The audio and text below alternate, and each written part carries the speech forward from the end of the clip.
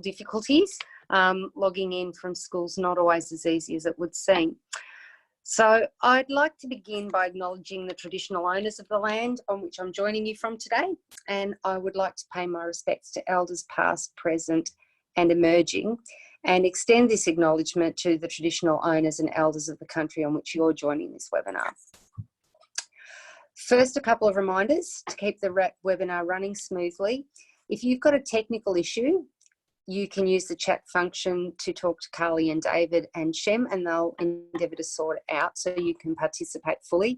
They've just sorted out my problem, so I can recommend it highly. If you've got a question about the content of the webinar, however, use the question and answer function, and we might have time for Janet to answer some of those at the end. So finally, because plurilingualism is a very topical subject for Victorian teachers because of its inclusion in our new EAL curriculum, we thought teachers may like to join discussion groups, sort of like informal PLCs, to touch base with each other and trial activities and reflect on their practice. So if you're interested in this, I'll ask you at the end of the webinar to type in your name to the chat area. Carly's got all your email addresses, so we should be able to put you in touch with each other from there if you're interested. Now I have the pleasure of introducing Janet Armitage. Janet works for the South Australian Department for Education as an EALD hub coach, supporting teachers in professional learning. She's an experienced EALD teacher who undertook action research in a large secondary school in South Australia, where she was an EALD teacher and EALD and Languages Coordinator. As well as this, she's a PhD candidate in Applied Linguistics with the University of South Australia and has been part of the team providing professional development to language teachers across the state. Today, she's going to talk to us about integrating plurilingual strategies into our classroom practice, which, as I said before, is very much in line with the new EAL curriculum in Victoria. So we're looking forward to hearing what you have to share with us today, Janet. I'll hand over to you. Thank you very much, Michelle, and thank you to everyone for joining in the webinar today. It is my first experience of presenting in this fashion, and I will admit that I'm imagining the participants in the webinar as either having been able to find a comfortable room in a school and possibly having a cup of tea, or some of you may already have escaped home and are sitting with a glass of wine and some cheese and biscuits as you listen. But wherever it is that you find yourself, I want to thank you for sharing this interest in multilingual classrooms. I'm just going to, okay. So yes, I too would like to acknowledge that I have a lot of influence and have people who share their expertise with me in a lot of the roles that I have, currently working in an area of Aboriginal education. And so I'd like to acknowledge that I am on Kaurna country here in South Australia, and work across a number of language groups, and am always try to be receptive to my friends and colleagues who wish to share their expertise with me. So, multilingual classrooms. I'd like to tell you a little bit about what I'm hoping to cover in around about 45 minutes. So the term multilingual or plurilingual, I'm interested that that is being used in Victoria, because in many other contexts it's seen as a Northern Hemisphere and European term. And you will hear me referring to multilingual rather than plurilingual as I'm going through this seminar. So what is a classroom when it is not multilingual? Because we are EALD teachers, we might wonder what experiences other people are having. And also I'm going to extrapolate a little bit and talk about classrooms and schools as systems, rather than only a multilingual classroom. I will be talking a little bit about monolingual systems. I'll touch on what students are doing with their languages and how that influences us to have important conversations about multilingual classrooms. Then I'm going to move on to some really practical examples for you. Some that I have done in, as Michelle said, that action research in at Woodville High School, which is a large secondary school. So I will be talking a lot about the middle years and senior years of the Australian Curriculum and the South Australian Certificate of Education. However, after that, I will be showing you examples of work that is done in supporting students to talk about their own language experiences, and they're giving you some more examples that you can go to if you would like to kind of tweak some other people's work and adapt it for your own classroom. So that's what I'm hoping to cover in this time. And okay. So yes, what is a classroom if it's not a multilingual classroom? I'm sure you've all heard the term the monolingual mindset, and this is a reference to Klein. Those of us who have experiences of working in extremely diverse schools possibly need to be reminded at times when we hear our colleagues talking about their first language, English first language students in schools where there may be less diversity. But this monolingual mindset is really a reference not to what happens in our classrooms, but to the curriculum and the policies of schools, which at times seem to be very single-focused about standard Australian English. So when we recognise that standard Australian English is the dominant or privileged form of English in Australia, it is our working language. It's the language through which our students learn and which they learn in our EALD classes. So there have been a number of people who have written about the almost the invisibility of English, and that's a Liddicoat and Crichton term, because English is often not even included in text, even though the expectation is that, for example, literacy is going to be in standard Australian English. So in many classrooms and schools, when we hear literacy, we don't immediately think of home language literacy or literacies, or learners who have who are bidialectal, or learners who know more than one form of writing. And this is what we mean by that monolingual mindset. And I'm sure that in the previous webinars that you've had, particularly on translanguaging, that you will have had some strong theoretical background there. What's missing, though, in a monolingual mindset is seeing home languages as assets, and seeing our multilingual learners as coming with linguistic and cultural capital, and seeing that capital as information and knowledge and prior learning, which they can actually put to the service of the learning of standard Australian English. There are many people who have written on the opposite of that and what that actually means to have a deficit view.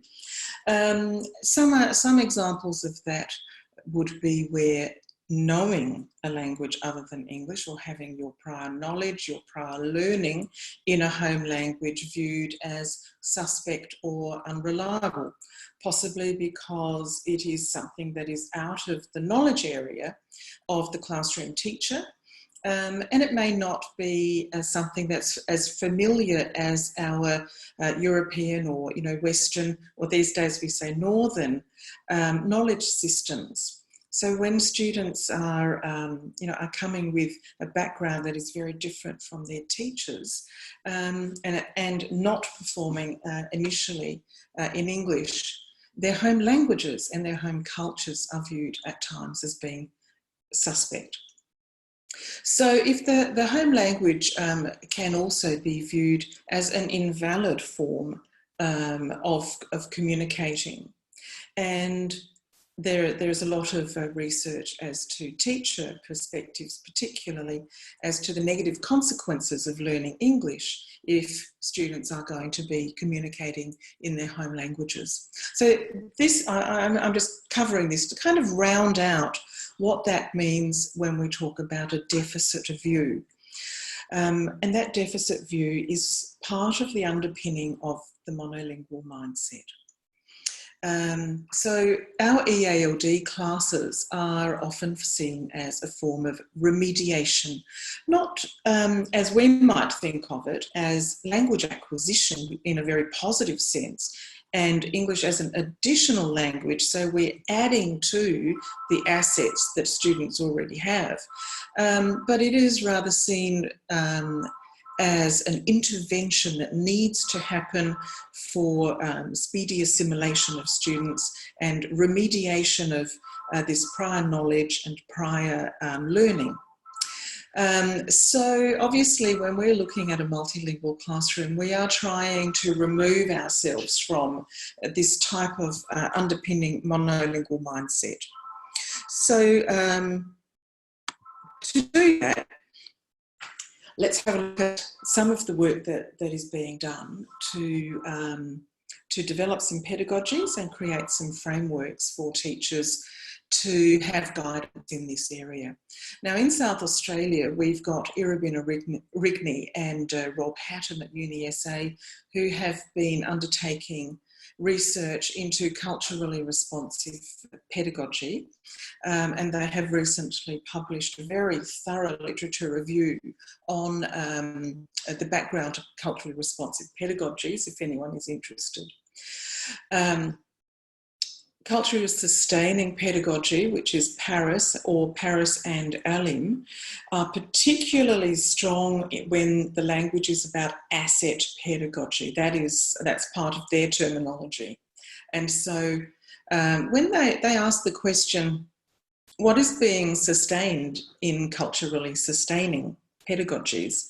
And they answer that with supporting the home languages and home cultures that students bring into their classroom learning.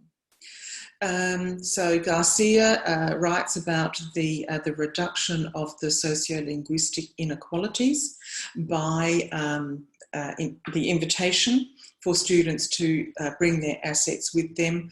Duarte writes about work in Western Sydney, and I'm going to show you something of her work later on, where she asks students to actually work as ethnographers in primary schools, and her research is about moving between languages in the classroom and about creating those links for students between languages, identities and school literacies. So as always, we are trying to, in our EALD work, make that bridge across from home languages to standard Australian English. But we're going about this in a way that honours the assets of our learners. I've put in brackets the multilingual schooling systems of SIS, or the Council of International Schools, because a lot of international schools refer to their multilingual their support of multilingual learners by actually not as we are referring to this as multilingual classrooms, but by making sure that there is some time during the school week where international cohorts of students can go back and spend time learning their home language. So an international cohort may, for example, have an hour on a Monday and half an hour on a Thursday, where you would find in that school French lessons and Mandarin lessons and Italian and Arabic, etc., etc. It is a little misleading in some of the research, so I'm just putting it in there because it's worth knowing that some schools who would like to be multilingual are actually not talking about those assets coming into a classroom. They're talking about supporting students' home languages in other ways. Now, the last two of those bullet points are really far more recent ideas. It's about understanding the knowledge that is transmitted through languages, and trying to create a space in the classroom where there is a reciprocity, where the school literacy and the knowledge that goes with school literacy is accessible for the learners. But what they bring is an opening up of knowledge. And I'm thinking of an example of text. So students who may find that they have genres of text in their home languages that they can bring into the classroom and add layers of depth to what is already being taught in the room. Now, the last thing is lessons from Aboriginal education. Now, I have that as part of my background, but it's the acknowledgement of Indigenous knowledges, which is really coming to the fore so much now in certain areas of education. And this is, strengthening that foundation for our beliefs about the kind of knowledge transmission that is possible through students' home languages. Now, I will just make a comment. If you are using your question and answer, buttons there, please feel free to even make notes of questions or post them, because I'm just going to be going through what I've prepared, as Michelle explained, more or less in a lecture style. So if there are comments you'd like to make or questions, yeah, make sure that we come back to them at the end. Okay, so as part of a project with UniSA and working at Woodville High School, I was part of an action research project, and this was my question: if we diminish the monolingual monolith, what might be revealed? So another way of putting that would be, okay, if we start to look at that monolingual emphasis, are there any ways that we can just tweak that to diminish it slightly? And my question was, what would happen in the classroom? So I'm going to show you 4 different responses that I have experimented with in classrooms. 2 of them are SACE, so they are senior secondary, and 2 of them are year 10. My influences have been very strongly Kathleen Hugh at the University of South Australia, who has done a lot of work internationally and is often invited to advise on mother tongue education, bilingual education, and multilingual education. And what I was really impressed with was, if you read through that left-hand green circle, it was the pragmatic approach that she had, where she was going to actually use the higher education assessment format to determine which areas students could bring their home language into, and set up some translation and collaborative work as well in tutorials. And that was the first time that I'd actually seen that. On the right-hand side is Jackie Duarte's work in Western Sydney, and she did a lot. As I said, she was asking students, primary school students, to reflect on their own work, and I'll tell you a little bit more about that when we look at language maps. But both of those scholars have got very good work that you can access online if you're interested in reading more. Okay, so fortunately for me, Woodville High School was invited to be part of a public education series of films. And I say fortunately because then I was able to get this lovely shot. Woodville is a school over 100 years old within the state system and has a very strong public reputation for diversity. It is a member of the Council of International Schools, and I would describe that then as being an aspirational school, because it is at the same time what we call in South Australia a category 2 school, and that is on a category of disadvantage. You can only be one category, one step more disadvantaged, and that would be a category 1. So that would mean that the population of the students from that school would have not very high education levels for the parents of the school. There would be Centrelink supported and have a high level of students with a school card. There is a high Aboriginal enrolment. EALD is not part of a category of disadvantage. However, the school does fit into many other areas of it. In terms of diversity, the language backgrounds and the home cultures of students is extremely diverse.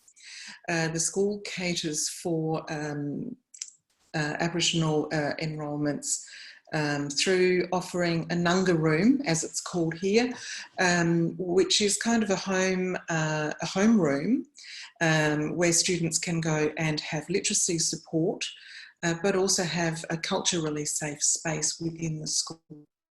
The diversity is extended to having a multi-faith room, which is used for meditation and prayer, and is supported by volunteer time from staff. It is also supported, diversity is also supported there by having the African parents group, the Vietnamese parents group, and the European parents group, and a number of bilingual school services officers as well, who are there to support the school and community communication and students in the classroom. So there's really a lot going on in terms of diversity there. Here are the 4 tasks in a little bit more detail. In South Australia, the EALD program runs in parallel to English in many of the secondary schools. So there is always an opportunity for EALD learners to leave the EALD classroom and make a shift across to the mainstream English. And although it's a modified program, there is quite a lot of English literature that is involved in EALD. So the first task that I did, I'm sorry, I hope that print isn't too small for you on your screens, but you don't need to read all of that. It's a Year 11 or SACE Stage 1 task, and students are asked to compare the print version of a newspaper with the online version. And although when I went back to the SACE website, this task actually didn't include the words in English, someone at the school in previous years had added that. So it had been a very monolingual task.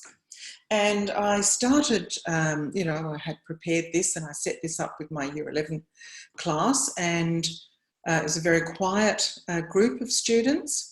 And I thought, no, I've done it again. I've set off with this monolingual, mindset, which I'm so determined to try and shift. So I invited one of my students to come and sit down, have a look, and talk to me about this. And I said to him, so what news do you actually read? Or online, what do you read or watch? And he said, well, we don't follow the news in our house. I said, okay, how do you find out what's going on back home in Afghanistan? Oh, okay, now he was starting to understand what I meant by news. And he said he and his father regularly read together BBC Pashtun news online. So I said, great, can you show me that? Fortunately, the school internet filter let that through. And we were able to have a look at it together and immediately set up on our 2 computers the Advertiser, which is the South Australian paper, online version, and BBC Pashtun. And some of the comparisons immediately were really clear, but what became evident to me was that whereas this had been a difficult task in English, the concepts that were being demanded of this student were evident in his insider knowledge of the news in his home language. So Umar and I had a conversation, and I asked him if I could share what we had talked about with the rest of the class. So from that task, I removed the in English, and I added that you could negotiate with your teacher to explore newspapers in a home language. So that was the first real tweak of changing that. Now, by the end of the lesson, this is the result.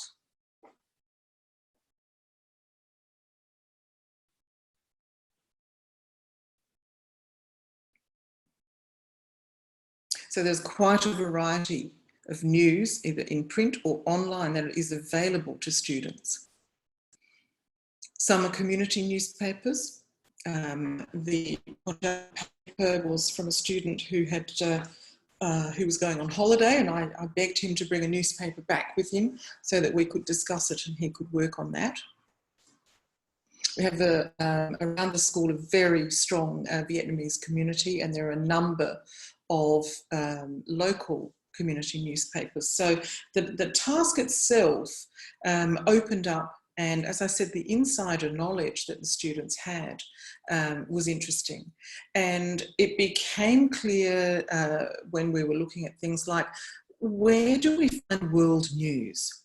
Where do we find the BBC Pashto online world news, and what is it about, and what are the images? Let's compare that with the advertiser.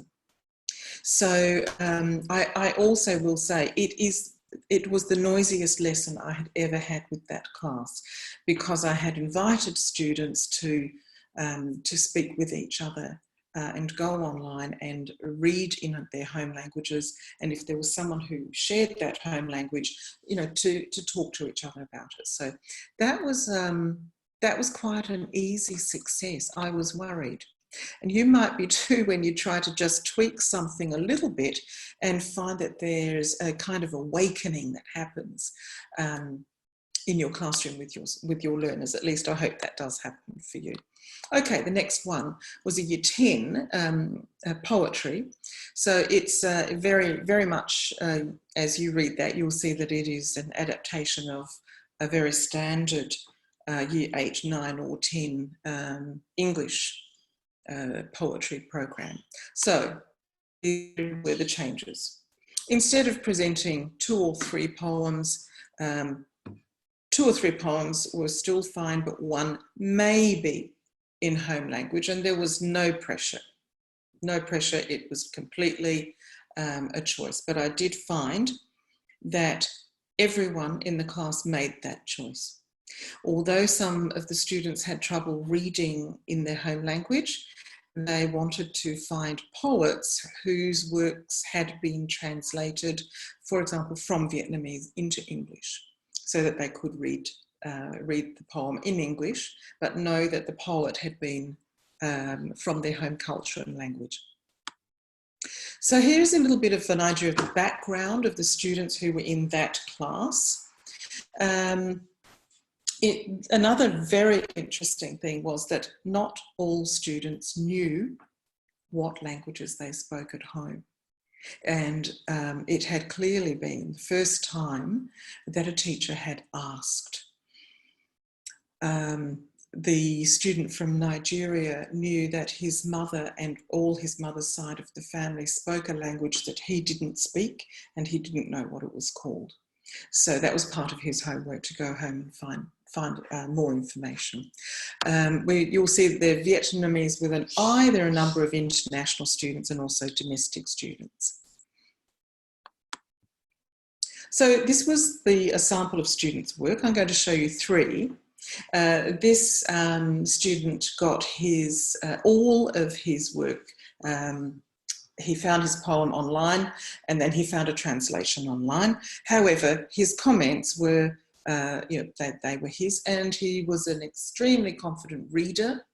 in Vietnamese. So he was the first to stand up and present his work.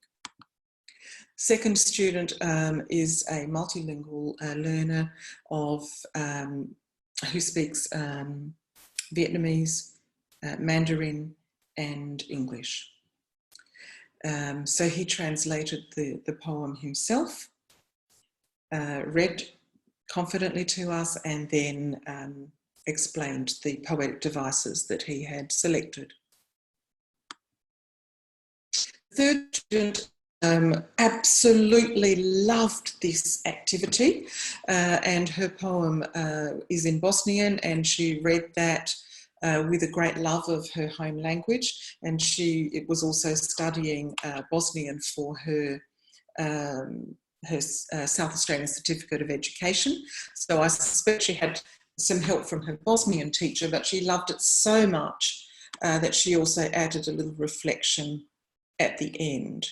And I can say that for a group of students doing poetry, some of them only for the second time at school, it was a very positive experience, and I'm convinced that that is because of that connection with home culture. Oop, sorry, that's my timer, just to keep me on track. Okay. So the next task I'm going to tell you about was actually part of that culturally responsive pedagogy project, and the main focus was intended to be connecting with students' life worlds. So here's the background of the students who were involved in this project. And here's the information sheet, which went home and went out to community. Basically, students were going to do a biographical recount from someone's life, and they were not supposed to choose a family member or a teacher. And we agreed as a class group that they would ask someone who ran a business in the local area. So they needed to interview someone, create a poster basically, publish that to a website, and then share that publication with their community contact via a QR code. To me, the key was this sentence in the information sheet or letter that went out. Again, no obligation. If they wanted to speak English, they could, but they didn't have to. Here's a little mud map of some of the possibilities, and it will also give you an idea of how long it took us to do this, this task. Part of it was studying and deconstructing recounts using Armito's novel. Now, if any of you are teachers of anywhere from about year 6 to year 10, The Happiest Refugee is a wonderful example of a series of very short recounts. Many of them will work almost as a short story. So then students needed to find their community contact. And I went and got some support from our bilingual SSOs, mainly because, again, my lessons from Aboriginal education are that I'm not an expert. I'm not an expert in everyone else's culture and language, and I need to tap into the expertise that is offered in the school community with my colleagues. Our Vietnamese BSSO was particularly helpful because some of our international students, he said, he would choose the contacts for them. They needed to be very careful about whose stories were put up on a website, and the writing that they would be putting up themselves, because they would be returning to Vietnam. So the letter went home. We looked at Armitage Brush with Fame, and students developed their open and closed questioning. They practiced in the classroom. They developed their posters. They published it to the website. And then we used our QR code, which they then sent back to their community contact. it could have gone on for, you know, quite a lot longer, but the students were absolutely delighted with their website at the end. Here are just some samples of what their posters look like. They took a lot of pride in the authentic publication, and the UniSA people were very convinced about that connection with students' life worlds. I believe that QR code is still working. If you've got a reader on your phone, you can probably have a look at it. But it was really, what's your story, and the connections from home languages and cultures. Okay, the last task. Now this was really at another level. It's a stage 2 or year 12 task, and was part of the major investigation for this student, and approximately 30% of the total result of her marks. So what was part of that requirement was to use authentic text, and her authentic data was actually from messages. So she wrote about text messages. What do text messages reveal about the language of bilingual Tagalog and English speakers? And her insider knowledge, her description of context, her cultural knowledge, and her analysis of her friends' writing really helped her to achieve very high on the SACE standards. It took quite a lot of one-to-one conversation to get her to shift across to more abstract thinking, but it was highly successful for her in her year 12. Okay, so the things that have worked really well over those 4 tasks have been that as a teacher, I explained to each of my classes what are my areas of expertise and what are not. So I do not know everyone's home language or home culture, and my students are expected to communicate with their families between classes and make sure that we are doing things in appropriate ways for their home languages and cultures. What I do say though is that I'm a classroom manager. I'm able to be a project manager of large ongoing projects, for example, our website production, that I am there to explicitly teach standard Australian English, and so I create the lessons as I know what they need for each text type. The students, on the other hand, are experts in their home language, in making contacts within their communities, and in appropriate questioning and responding. But then back in the classroom, they're also experts in peer tutoring due to some of the lessons that we go through, and they're able to discuss in home language some of the materials and help each other to proofread and then to produce standard Australian English. So there's a lot of writing that goes on in the classroom. Okay, I'm now going to confess that one of the things that I wasn't able to cover in my classes that I'm really working on now are varieties of Aboriginal Englishes as home languages. EALD classes in South Australia anyway do not tend to have Aboriginal learners in them. They're in mainstream English classes.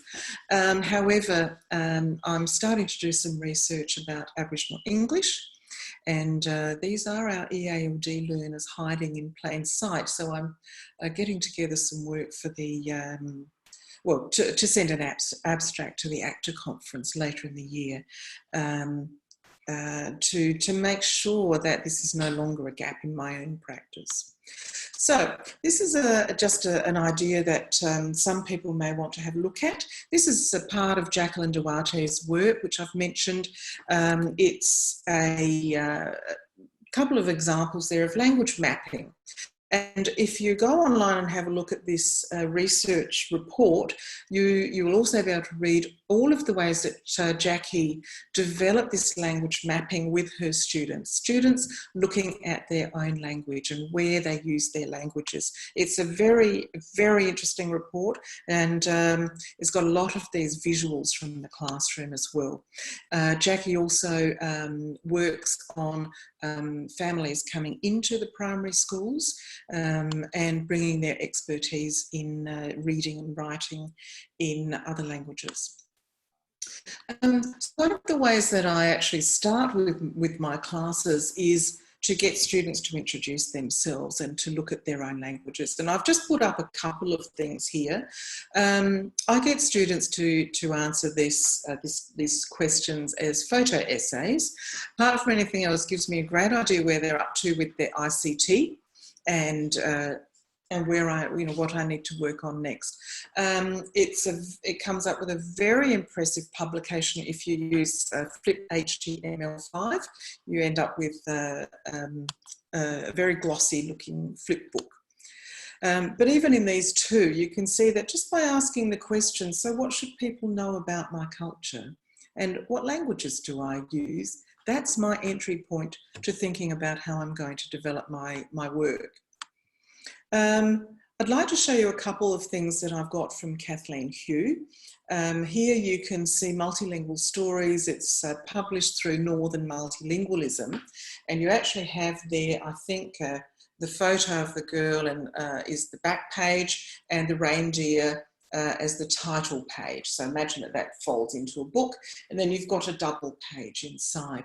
Now these are primary school students in very diverse classrooms where families have helped with translations, and there's space there for students to write in their target language, which for us is standard Australian English, but they've got all of the home languages represented in their stories.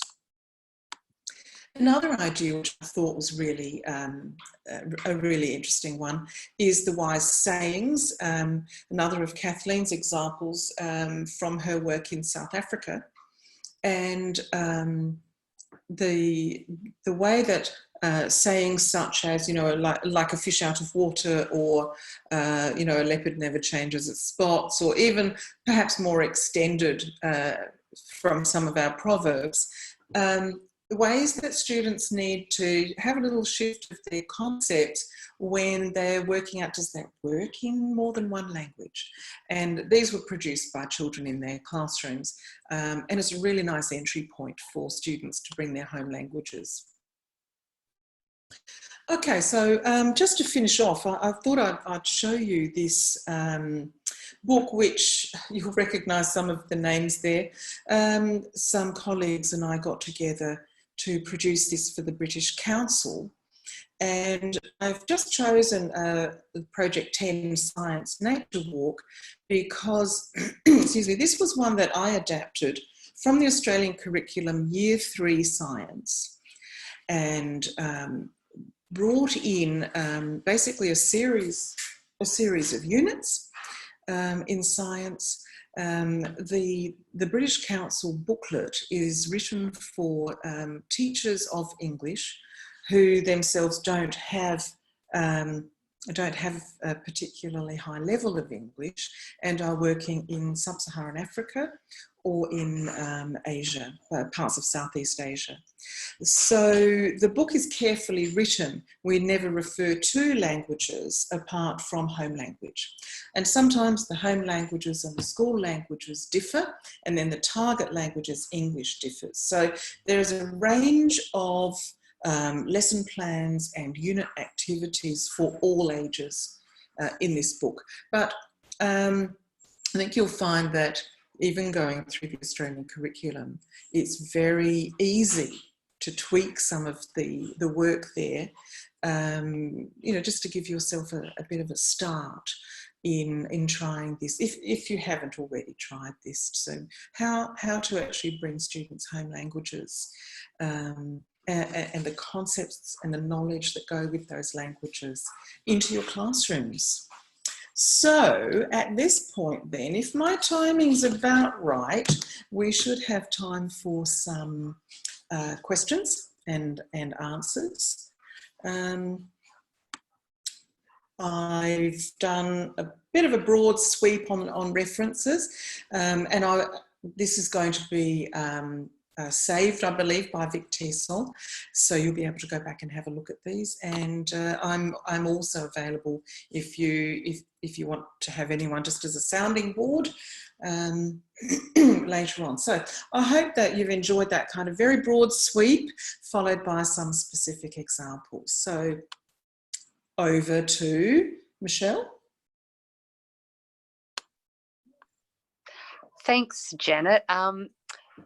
Look, I just want to say a big thank you on behalf of Vic Teasel and on behalf of all of the participants for what you've presented today. Sometimes new concepts like plurilingualism can seem really daunting, and even when we know what they are, it's hard to see how to make the leap of integrating them into our practice. So you've provided some great background knowledge and underlying theory, but also some really interesting and impressive practical examples of how teachers integrate plurilingual strategies into the sorts of things we do every day in the classroom. And it's not so scary to see when we see how you have made just small adjustments to tasks that we might already be doing. It's made it much less daunting for all of us. So thank you very much. I haven't got the question and answer up on my screen. Are there any questions there that you would like to address now, Janet, or participants, if you would like to put something in there now that you've thought of during the presentation, that would be great. Is there anything there, Janet, that you'd like to I can see Q&A, and I can see that there's a number 3 next to it, but I can't actually, I'm not getting a drop down. Oh, okay. There we go. Now I am. All right. I just stopped sharing my screen, and so now I'm into the Q&A. Okay, so how would I encourage teachers who are not used to diversity in the second classroom to think about these strategies? Here's something that I have actually tried. I went to one of the year level managers, knowing that at the end of the year, year 9 students were asked to present a round table presentation about their work. And I suggested that because parents were coming in, that it might be a really nice idea to be able to showcase students' home languages and have them actually explaining some of their work in their home language to their families who were coming. And so that ended up being an option for students then to develop some of their work for presentation in their home language. A second thing that I've done is actually film students, particularly students who were able to write in different scripts. And I interviewed people to find out, just to have them actually talking about what they know about their home script. And some teachers were absolutely amazed because they'd actually not thought that some of the students who they were watching on video were as capable as obviously they were when they saw them using their home language.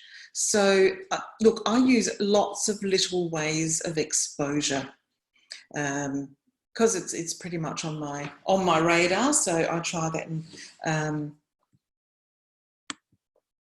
oh dear, were you hearing me when I was answering that question? I hope so. Okay. Answer live.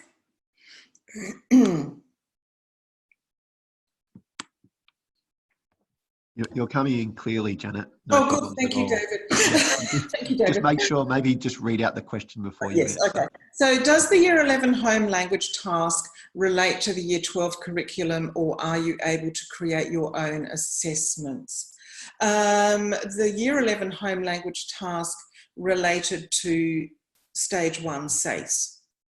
So I wasn't, yes, there's an element where the formative work, I've got a lot of play space within the task that I can work on. And I think you will have seen that in the Australian curriculum, English tasks, there's a lot of room for adaptation and creativity there.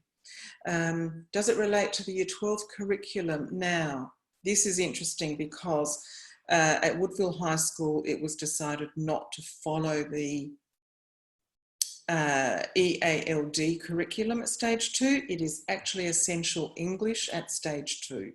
And within that, I had a lot of scope. So that major investigation that I showed you, the text at the end, that still manages to fit very neatly within the stage 2 or the Year 12 essential English curriculum. I hope that answers that one. What would you say to English teachers who believe EAL students in the mainstream should only be assessed on the English standards because EAL is a specialist area that isn't their role? I'm not really sure. English teachers.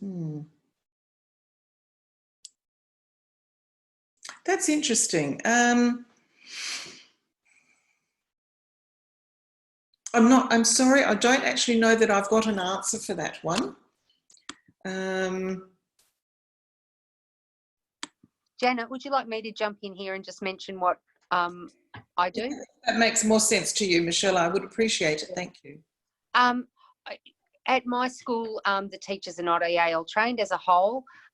So I've created assessment documents that reflect the assessment criteria that's in our curriculum, and we're just swapping over and trialling some new documents this year, because that's sort of part of my role as an EAL teacher in my school, is to assist the other teachers in assessing against the EAL standards, because they haven't been familiar with those. And I think often it does fall to us to be the people that have to facilitate that and have to say, well, in our school, this is how we assess against the EAL continuum, or now against the new EAL curriculum in Victoria, and to try and find ways of facilitating that. And I'm sure you do that too in your school, Janet. I don't know how you do it.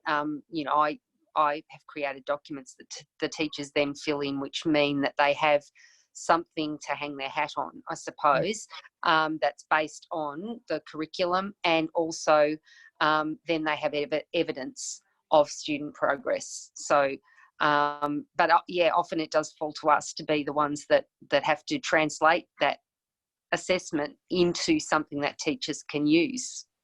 Look,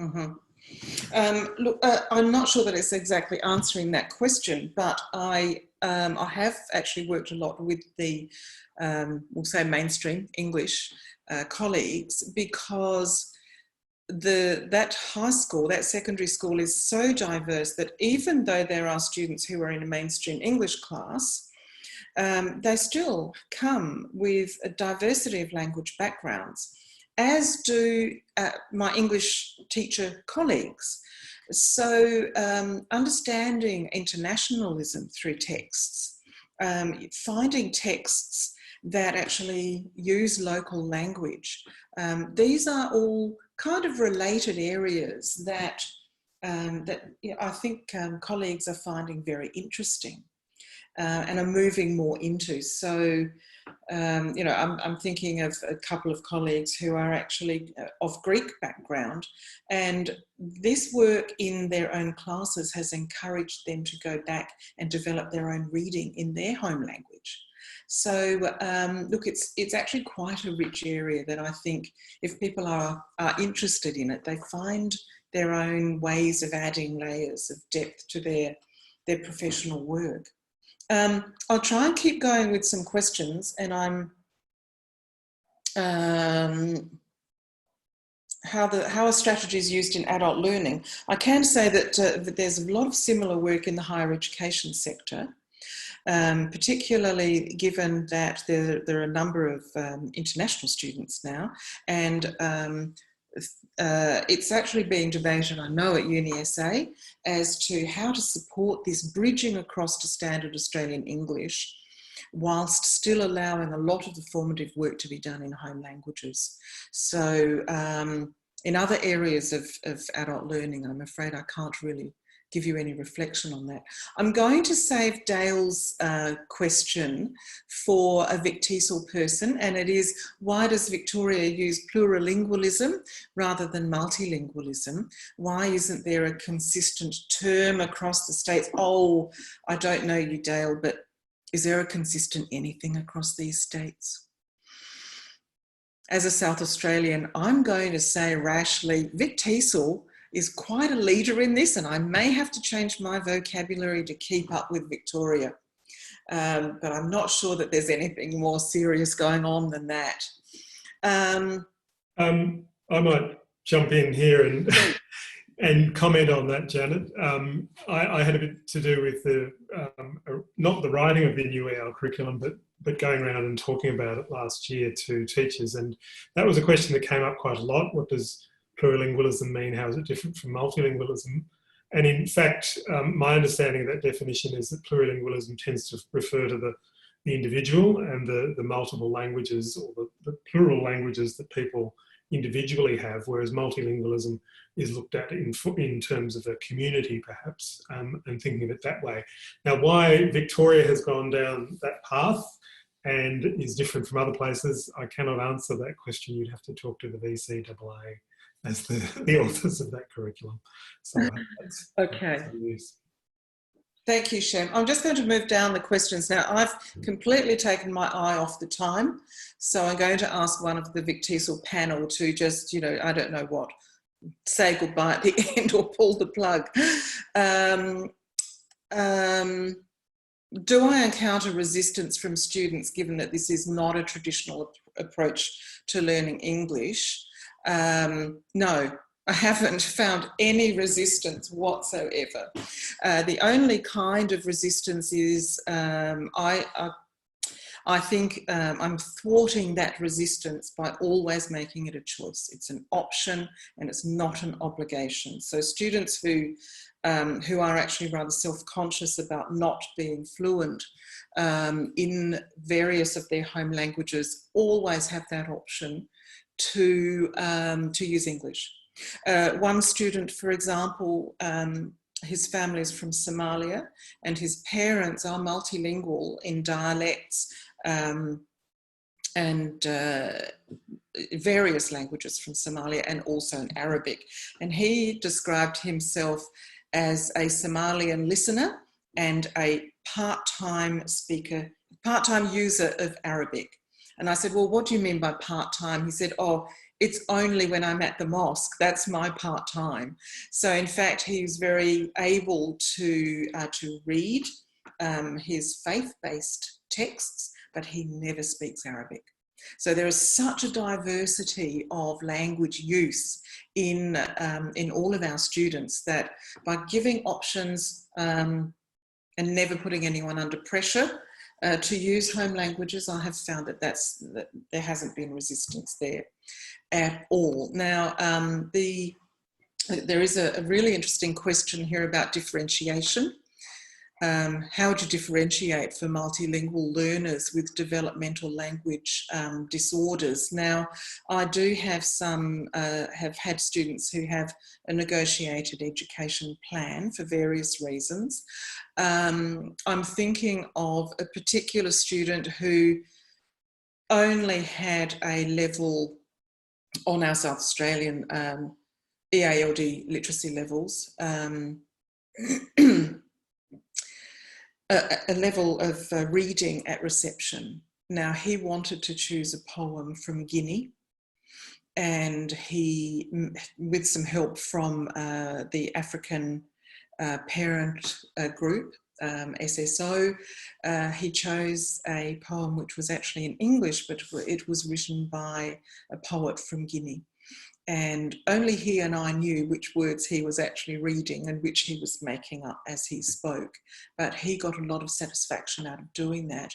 And I am in a position where I can tweak any of those tasks as we go along. Okay, someone's, yeah. Oh, sorry about that. Okay, so resistance from parents is another question. Look, I haven't gone into a lot of the theory here, but this monolingual mindset is a very powerful foundation, and that's where I believe some of the resistance is. Parents have been told that their languages are lower in a hierarchy of languages than English, and they would want to do everything they can to, you know, to offer the best that they can for their children. I don't challenge that. I just gently nudge away with theory and with the evidence from the classroom of how much time, how much more engagement their child is prepared to put in when we're using home languages. Okay, sorry if I'm missing anybody here. I'd like to embrace this concept, but when I tried, okay, that's the parent pushback from parents, okay. Are you able to share an example? Oh, that's a question for you, Michelle. Are you able to share some documents online? Look, I'd be happy to share what I'm up to. We're trialling some new documents at my school, moving over possibly to doing things electronically. So that's something that, you know, I'm developing at the moment, and with the new curriculum, and we're trialling it with just my grade 3, 4s this year. But yeah, sure, I'm happy to talk to people about what I've been doing, and, you know, I'd love to have a look at what other people are doing. You know, we're all starting off on this new journey, on this new curriculum. It's not vastly different, but it's a great time for us to look at our assessment tools and see, you know, if we can make improvements. So, you know, if people would like to talk to me, I'm happy to talk to them about that. Okay. I think I've come to the end of the questions. Yeah, we might. Yeah. We're just about well, just gone slightly over time, so okay. It's hard because it's been so interesting, and you know, we probably all have lots of things going around in our heads, and would love, you know, lots of questions that will probably keep coming up. So I'd remind everybody that you know, if you would like to continue discussing this sort of over the course of the year, and maybe reflecting together on things that you've put into practice in your classroom, if you write your name in the chat section, we can put people in touch, and I'll leave the logistics of that up to Carly, but she's great at that sort of thing. She's got everybody's email addresses, so if you just write your name in the chat, and then, you know, we can collaborate together and maybe try and integrate some of these ideas into our practice. So Janet, I just want to thank you again very, very much for sharing all that you have today, and it's set us all thinking, and I look forward to maybe we can let you know what's happening later on, and some of the share with you some of the things that we've been doing to try and put this into practice. Yes, I'd love that. Thank you very much. Thank you to all the participants, no matter where you are while you've been watching this. Great. Thanks very much. Okay. Hand back to you, David.